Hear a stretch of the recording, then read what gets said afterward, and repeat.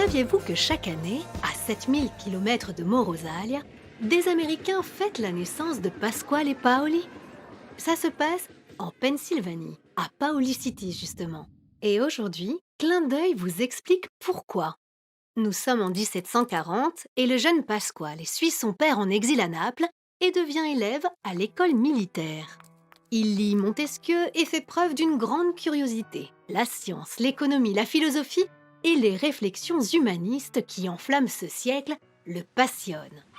Très attaché à son île natale, en rébellion contre la République de Gênes, Paoli revient en Corse en 1755 pour prendre la tête de l'insurrection. Et le 14 juillet, il est élu général en chef de la nation et général du royaume de Corse. Rapidement, il limite la présence génoise, réorganise le gouvernement et crée un parlement national. Et le 18 novembre 1755, une constitution est adoptée, inspirée de traditions locales et de statuts mis en place par Gênes. La constitution corse s'appuie sur la séparation des pouvoirs, affirme la souveraineté populaire et reconnaît le droit de vote à tous les chefs de famille de plus de 25 ans. Tous les chefs de famille, y compris les femmes, quand elles sont veuves ou célibataires.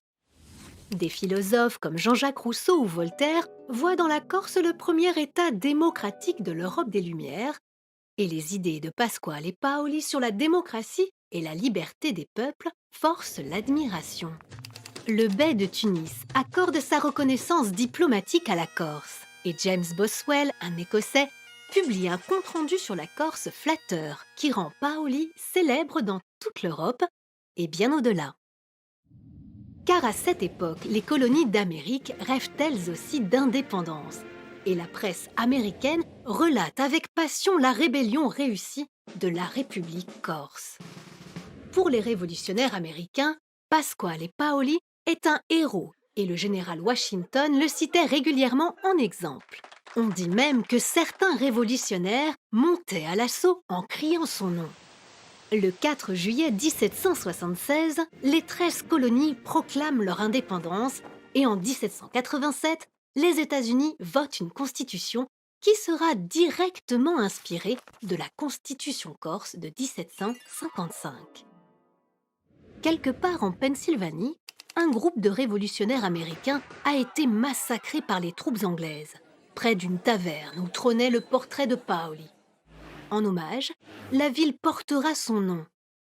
Et ce ne sera pas la seule. Au Colorado, en Indiana ou en Oklahoma, plusieurs villes porteront le nom de Paoli.